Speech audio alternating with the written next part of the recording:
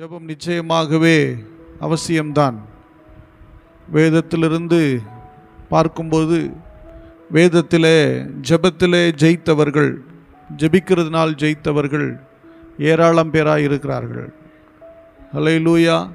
இந்த பூமியிலே வாழ்ந்த பரிசுத்தவான்கள் எல்லாம் அவர்களுடைய குடும்ப வாழ்க்கையை வெற்றிகரமாக மாற்றினதின் காரணம் அவர்கள் நல்ல ஜெபிக்கிற மனிதர்களாக இருந்தார்கள். ஊழியத்தை வல்லமையாக செய்து முடித்தவர்கள் எல்லோரும் பல மணி நேரம் கர்த்தருடைய சமூகத்தில் காத்து கிடந்தவர்களாகத்தான் இருக்கிறார்கள். ஆள்பலமோ அல்லது பணபலமோ குடும்ப வாழ்க்கையோ அல்லது ஊழியத்தையோ இல்லை ஒரு கம்பெனியோ ஒரு பெரிய அளவில் வெற்றிகரமாய் கொண்டு வந்துவிட முடியாது. ஜெபம் ஒரு ரட்சிக்கப்பட்ட தேவனுடைய பிள்ளைக்கு, இயேசுவை அறிந்து கொண்ட, இயேசுதான் இரட்சகர் என்று அறிந்து கொண்ட ஒவ்வொரு தேவனுடைய பிள்ளைக்கும் கட்டாயம் ஜெபம் அவசியமாக இருக்கிறது. ஜெபம் இல்லையேல் ஜெயம் இல்லை. ஆமென். ஹல்லேலூயா. 1 தீமோத்தேயு 2ஆம் அதிகாரம் 1ஆம் வசனத்தை வாசிக்கலாம். 1 தீமோத்தேயு 2ஆம் அதிகாரம் 1ஆம் வசனம். நான் பிரதானமாய் சொல்லுகிற புத்தி என்னவெனில் எல்லா மனுஷருக்காகவும் விண்ணப்பங்களையும்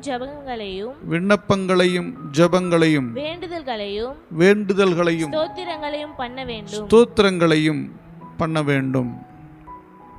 பிரதானமாய் சொல்லுகிற புத்தி என்னவெனில், பிரதானமாய் சொல்லுகிற புத்தி, அதாவது பிரதானம்னா மிக முக்கியமாக முதல் முறையாக அல்லது முதல் இடத்திலே வைக்கப்பட்ட அப்படின்றதான் அர்த்தம். பிரதானமாய் சொல்லுகிற புத்தி எல்லாருக்கும் சொல்றார், எல்லா மனுஷருக்காகவும் விண்ணப்பங்களை பண்ண வேண்டும் என்று சொல்லி, எல்லா மனுஷனுக்காகவும் ரட்சிக்கப்பட்ட ஒருவன் ஜெபிக்க வேண்டியது அவசியம் என்று வேதம் சொல்லுகிறது. எல்லா மனுஷருக்காக, ஒரு நபருக்காக அல்ல, எல்லா மனிதருக்காக விண்ணப்பங்கள், ஜெபங்கள், வேண்டுதல்கள், ஸ்தோத்திரங்களையும் நாம் செய்ய வேண்டுமாம். ஏன் இதை நம்ம செய்யணும்? ஒரு கிறிஸ்தவன் ஏன் எல்லாருக்காக ஜெபிக்கணும்? கோயிலுக்கு போவாங்க, கோயிலுக்கு போயிட்டு என்ன சொல்லுவாங்க, என்னை நல்லா காப்பாத்துப்பா, நல்லா பார்த்துக்குப்பா அப்படின்னு சொல்லிட்டு வருவாங்க. ஒவ்வொருவருடைய வழிமுறைகள், வழிபாட்டு முறைகள் ஒவ்வொன்றும் ஒரு மாதிரி இருக்கும். ஆனால் ஒரு கிறிஸ்தவனுக்கு தேவன் கொடுக்கிற அல்லது பரிசுத்தவான்கள் கொடுக்கிற கட்டளை என்னன்னு சொன்னால், மற்றவர்களுக்காக ஜெபிப்பது. ஹல்லேலூயா. மற்றவர்களுக்காக நீங்கள் என்ன பண்ணுங்க? ஜெபம் பண்ணுங்க, விண்ணப்பம் பண்ணுங்க, வேண்டிக் கொள்ளுங்கள், அவர்களுக்காக ஸ்தோத்திரம் செய்யுங்கள்.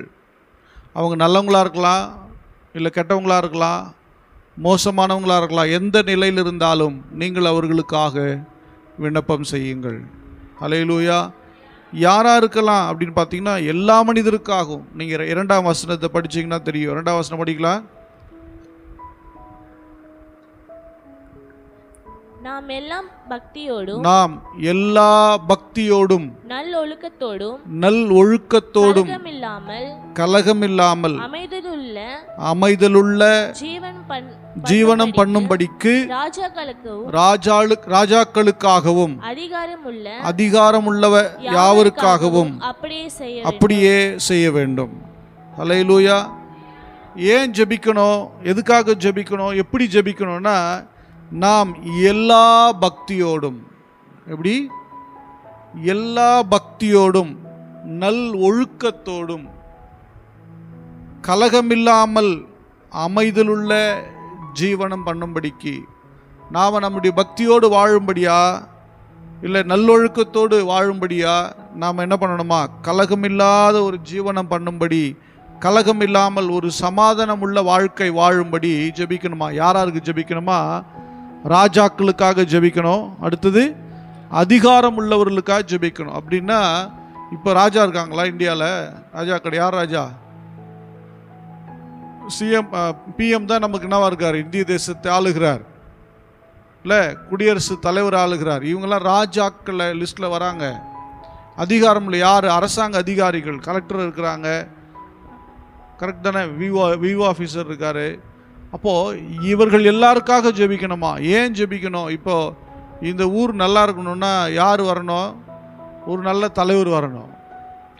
இந்த ஊரில் அரசு கொடுத்த எல்லா ப்ராஜெக்ட் கரெக்டாக நடக்கணும் அப்படின்னா யார் இருக்கணும்? இங்கே ஒரு நல்ல ஆர்ஐ இருக்கணும், நல்ல விவோ இருக்கணும், இந்த டிஸ்ட்ரிக்ட் ஒரு நல்ல கலெக்டர் இருக்கணும், அப்படி தானே? அதே போல் இந்த பகுதிக்கு ஒரு நல்ல இன்ஸ்பெக்டர் வேணும் இல்லை? இப்போது இவர்கள்லாம் யாருன்னா அதிகாரிகள் என்ற இடத்துல வராங்க. அதிகாரிகள், ராஜாக்கள், ஆளுகிறவர்கள், அரசாங்க அதிகாரிகள். அப்போது நம்ம ஊரில் நல்ல ஆள் வந்து அமையணும். ரேஷன் கடைக்காரர் எப்படின்னா நல்ல ரேஷன் கடைக்காரர் என்ன பண்ணுறா? ஜெபிக்க. அப்போது ஒவ்வொன்றுக்காக ஜெபிக்க வேண்டியது அவசியம். ஏன்னா நீங்கள் கலகம் இல்லாமல் அமைதலுள்ள வாழ்க்கை வாழும்படி, சமாதானமுள்ள வாழ்க்கை வாழும்படி இவர்களுக்காக ஜெபிக்க வேண்டும் என்று வேதம் சொல்லுகிறது.